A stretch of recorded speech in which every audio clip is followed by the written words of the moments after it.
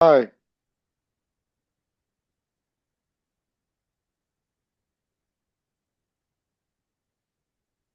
જેનું નિધિધ્યાસન કરે તેવો આત્મા થાય. જે જે અવસ્થા સ્થિર થઈ વ્યવસ્થિત ચિતરાય. સ્થિર અવસ્થા સ્થિત થયે અસ્થિર અંતસ્કરણ અધોગામી છે ખેંચ ચોટ મુક ઉપયોગ વલણ. અલેપ જળથી કમળવત જો જાણ્યા સહુગ્ને ઊર્ધ્વગમન તે સ્મૃતિરહિત આત્મસ્વસ્થ સ્વયમેવ. તન્મયતા સહ જ્ઞાનમાં નિર્તન્મય સ્વકમળ. ઊર્ધ્વકરણ ગુણ સ્વસ્વભાવ ભૂલ અમલ ત્રિકરણ. ગમતી અવસ્થા ફાવી ગઈ ભેળા સંયોગ થાય. પુરાવા ભેગા થતાં લફરા વળગી જાય. લફરું જો જાણી કહ્યું છૂટું પડતું જાય. ભૂવા જાણે ભૂતને દાદા ભૂવા ગણાય. ભૂતના દર્શન સમજથી દ્રષ્ટા ચેતી જાય. તે જ્ઞાતાને પલ સમય મોક્ષમહી જ જણાય. પૂર્વાત્મા છે સ્થૂલમણ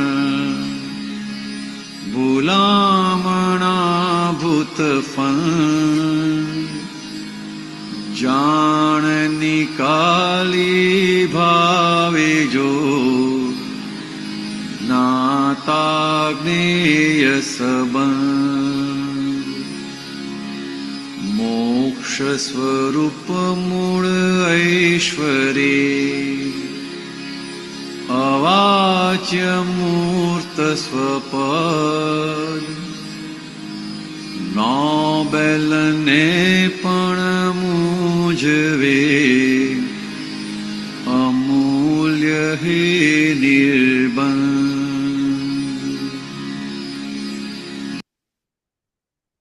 જય સચ્ચિદાનંદ. કોઈ પણ વસ્તુની શરૂઆત એના પરિચયથી થાય છે. પરિચય વધે તેમ એ યાદ રહેતું થાય. વસ્તુ હોય કે વ્યક્તિ હોય એ યાદ રહેતા થાય. પછી એ યાદગીરી ધીમે ધીમે કરીને એમના એ વસ્તુના એ વ્યક્તિના ફોટા પડતા જાય આપણી અંદર. પેલો પરિચય, પછી મનન થાય, પછી આ રીતે ચિંતન થાય કે આપણને એ ફોટા સ્વરૂપે દેખાયા કરે. પછી એ ફોટો સ્થિર થાય આપણી અંદર. એ સ્થિર થયેલો ભાગ એ આખો નિધિધ્યાસનનો કહેવાય. અને એ સ્થિરતા આવી એટલે પછી એનો સાક્ષાત્કાર કહેવાય એને. અને સાક્ષાત્કાર થયો એટલે હવે એનું જે પરિણામ છે એ તમને મળ્યા વગર રહે નહીં. સાક્ષાત્કાર થયા પછી એને કે નિધિ ધ્યાસન થયા પછી અનુભવ બહુ નજીક છે.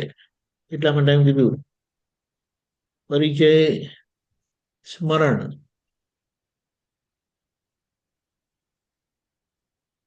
મનન, ચિંતન, નિધિ ધ્યાસન, સાક્ષાત્કાર.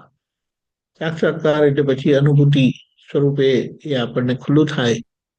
એટલે આ બધી એને શું કહેવાય, કેવી રીતે આ બધા પરિણામ ઊભા થાય છે એની બહુ સરસ સમજણ આપી છે.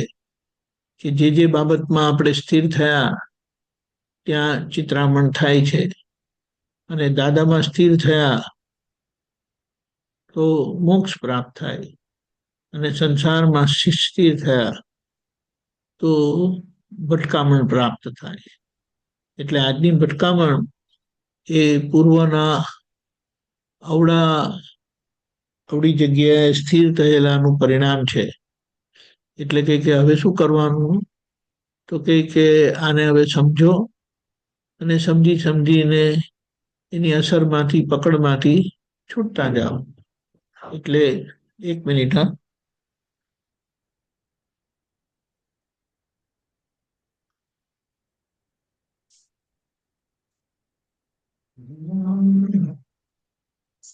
ચાલુ છે.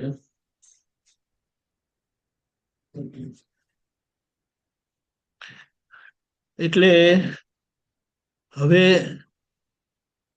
જે સંસારમાં તન્મયતા કરેલી તે હવે આપણે જ્ઞાનમાં તન્મયતા કરતા જઈએ. શા માટે જ્ઞાનમાં એટલે સમજણમાં, તો કે અણસમજણની તન્મયતા થયેલી એટલે આ ભૂત વળગ્યું છે. બાકી મૂળ વસ્તુ તો નિતન્મય જ છે. એ ક્યારે તન્મયકાર થતું જ નથી. એટલા માટે કીધું આત્મા સ્વભાવથી સ્વકમળ એટલે આત્માથી, આત્મા પોતે નિર્તન્મય જ છે. ક્યારે તન્મયકાર થતો જ નથી.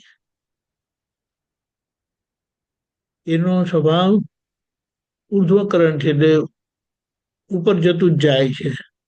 એનો સ્વસ્વભાવ છે. અને આ ભૂલો જે થયેલી છે તે ત્રિકરણ એટલે મન, વચન, કાયાકરણ એટલે જેનાથી કાર્ય થાય છે એ એનો અમલ છે, એનો ધક્કો છે. એટલે એ ભૂલો આ મન, વચન, કાયાથી થયા કરે છે. એટલે અહીંયા આપણને ખબર પડે ખોટા તન્મયકાર થયેલા ને આજે હવે તન્મયકાર નથી. આજે તન્મયકાર નથી એની ક્લેરિટી સમજણપૂર્વક રાખવાની છે. એટલે આપણે નામધારી થઈ જતા નથી, પણ નામધારીનો પક્ષ લેવાઈ જાય છે. અને નામધારીનો પક્ષ લેવા જવાથી એની અસરમાં આપણે તણાઈ જઈએ છીએ, અસરમાં આવી જઈએ. એટલે દાદા મળવાથી, દાદાનું જ્ઞાન મળવાથી જાગૃતિ ખુલ્લી થઈ છે, પ્રજ્ઞા શક્તિ પ્રગટ થઈ ગઈ છે, ખુલ્લી થઈ ગઈ છે. હવે એ પ્રજ્ઞા શક્તિનો પ્રકાશ એવો છે કે આપણને મોક્ષે લઈ જઈને જ એ શાંત થશે. એટલે હજી આગળના પરિણામ આપણને ગમવા ના ગમવા પણ એ રાખે છે. એટલે અહીંયા એક બહુ સરસ એનું પરિણામ આપ્યું. ગમતી અવસ્થા ફાવી ગઈ તો એ બધા સંજોગો એવા ભેગા થાય, અને એવી રીતે સંજોગો ભેગા થાય. સાયન્ટિફિક સર્કમસ્ટન્શિયલ એવિડન્સ કીધું, વૈજ્ઞાનિક સંયોગિક પુરાવા ભેગા થતા આ બધા લફડા વળગી જાય છે. એટલે ભલે ડિસ્ચાર્જ પરિણામના પરિણામ છે, પણ એ લફડા સ્વરૂપે છે, એટલે કે મૂળ વસ્તુ નથી. એ વિનાશી વસ્તુ જ છે, પણ હજી એનો સંભાવ્ય નિકાલ બાકી છે. એના ઋણાનુબંધમાંથી આપણે છૂટ્યા નથી. એટલે સામે સામે આવે, વારે વારે આવે, એટેન્ડ કરવું પડે. એટલે અહીંયા આગળની વાત બહુ સરસ કરેલી છે. પણ આના પર આપણે વિચારણા કરીએ કે કઈ રીતે. અહીંયા આપણે સ્ટોપ થઈએ, પછી આગળ કરીશું. હા, કે આ રીતે પરિણામ આવે છે, એને આપણે ઓબ્ઝર્વ કરીએ. જય સચ્ચિદાનંદ.